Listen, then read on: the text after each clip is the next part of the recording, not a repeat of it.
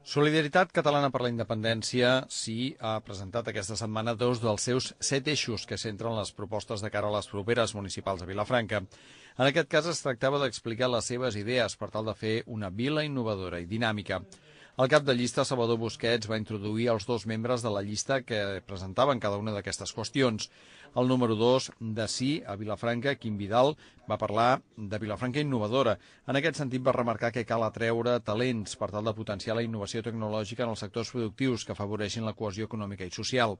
Vidal remarcava que cal promoure sistemes de transport eficients i sostenibles, l'accés a la societat de la informació, que facin també de Vilafranca una vila puntera a nivell tecnològic i al mateix temps intel·ligent i viva. Insistint en que cal fer de Vilafranca un laboratori tecnològic que desenvolupi idees innovadores per als problemes socials i econòmics, al mateix temps que promoure l'eficiència energètica i l'optimització dels recursos de la ciutat. En aquests camps, Vidal comentava que cal tenir present que l'Ajuntament és l'empresa més gran de la comarca i és important que aquestes tecnologies de la informació i la comunicació tinguin presència i siguin importants.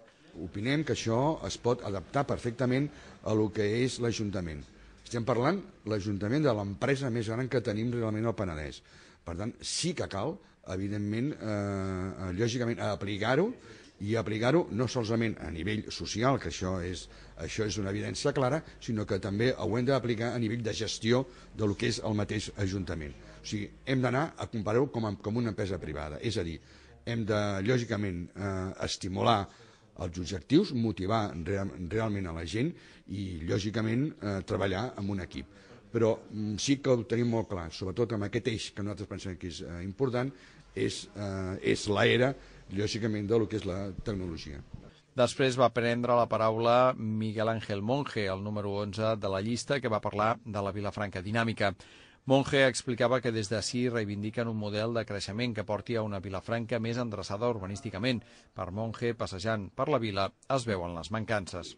I ens haurem donat compte d'una Vilafranca del Penedès amb un concepte urbanístic desendreçat, una mica anàrquic, amb les conseqüències negatives que això té envers el trànsit, a la homogeneïtat, a qualsevol mena de serveis.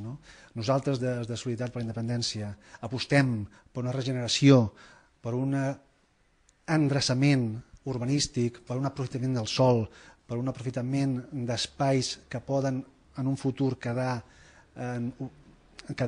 molt aïllats, creant uns guetos de població difícilment recuperables. Nosaltres apostem per una Vilafranca del Penedès integrada en el seu entorn, integrada en el seu paisatge, integrada en la seva biodiversitat.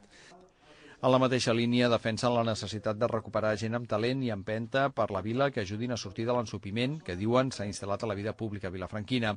Consideren que cal crear entorns de col·laboració entre el sector privat i l'administració que ajudin a generar talent.